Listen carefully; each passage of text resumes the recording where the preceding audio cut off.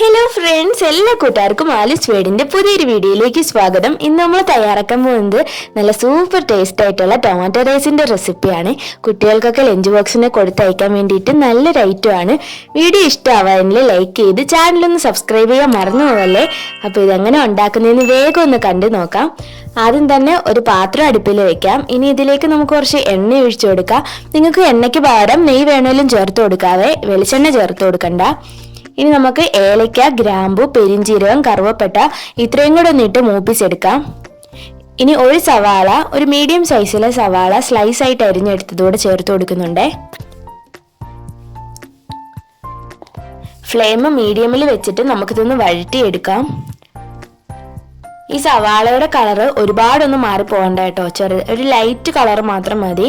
ഇതിപ്പം വളരെ കുറച്ചേ ഉള്ളൂ. അപ്പൊ നമുക്കിതൊന്ന് വേഗം തന്നെ വഴന്ന് കിട്ടിക്കോളും. അപ്പോൾ മീഡിയം ഫ്ലെയിമിൽ വെച്ചിട്ട് വഴറ്റിയെടുക്കാൻ മറക്കല്ലേ. അപ്പോൾ ഇതാണെങ്കിൽ നമുക്ക് കളർ മാറി കിട്ടുന്നതിൻ്റെ തൊട്ട് മുമ്പുള്ള സ്റ്റേജ് ആണ്.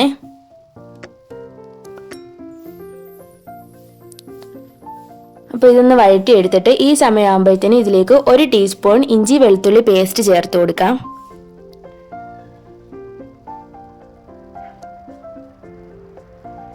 അതും കൂടി ഇട്ടൊന്ന് നല്ലോണം ചൂടാക്കി എടുക്കാവേ. ഇനി ഇതിലേക്ക് ഒരു പച്ചമുളക് നടുവേ കീറിയതോടെ ചേർത്ത് കൊടുക്കുന്നുണ്ട്. ഇനി നമുക്ക് ആവശ്യമായിട്ടുള്ളത് 1.5 മുറി തക്കാളി കുഞ്ഞു ജാറിൽ ഇട്ടിട്ട് നല്ലോണം ഒന്ന് പേസ്റ്റ് ആക്കി എടുത്തതാണ്. അപ്പോൾ അതും കൂടി ഈ സവാളയിൽ ചേർത്തിട്ട് നല്ലോണം ഒന്ന് ഇളക്കിയെടുക്കാം. ഇനി നമുക്ക് ഒരു തക്കാളി കട്ട് ചെയ്തത് വേണം. അതും കൂടി ഇതിലേക്ക് ഇട്ട് കൊടുത്തിട്ട് നല്ലോണം ഒന്ന് മിക്സ് ചെയ്തെടുക്കാം. നമ്മൾ കട്ട് ചെയ്ത തക്കാളിക്ക് വേണ്ടിയിട്ടുള്ള ആവശ്യത്തിന് ഉള്ള ഉപ്പ് നമുക്ക് ചേർത്ത് കൊടുക്കാവേ.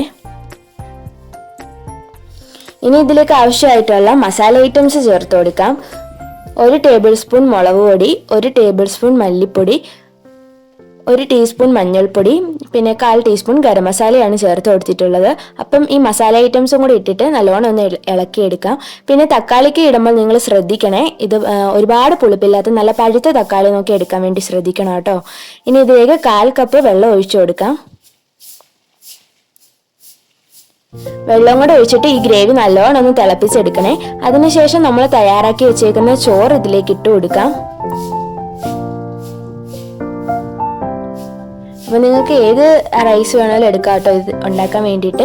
അപ്പൊ നമ്മൾ ആ ചോറും കൂടി ഇതിലേക്ക് ഇട്ട് കൊടുത്ത് ആ ഗ്രേവി ആയിട്ട് നല്ലോണം ഒന്ന് മിക്സ് ചെയ്തെടുക്കാം.